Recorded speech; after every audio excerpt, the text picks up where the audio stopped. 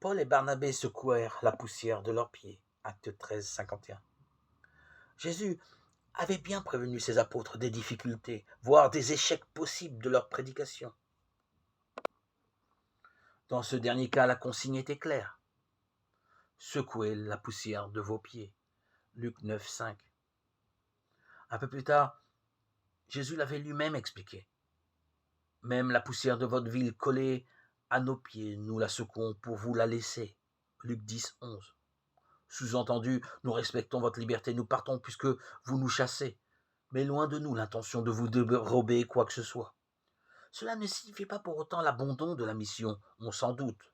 En partant, les apôtres devaient ajouter « Pourtant, sachez-le, le règne de Dieu est tout proche. » C'est très exactement ce que Paul et Barnabé ont fait à Antioche de Psidie, en Asie mineure.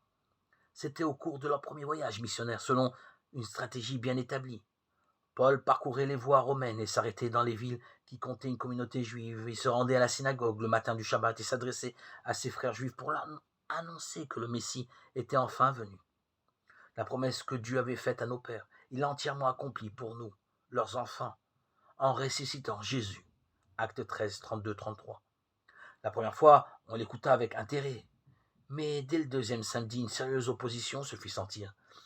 Les Juifs furent remplis de fureur, ils repoussaient les affirmations de Paul avec des injures. Acte 13, 45. Curieusement, ce sont des non-juifs, ceux que l'on appelait des craignants Dieu, des païens très proches du judaïsme, qui demandèrent le baptême. Peu de temps après, Paul et Barnabé furent expulsés, partirent en secouant la poussière de leurs pieds. Acte 13, 51.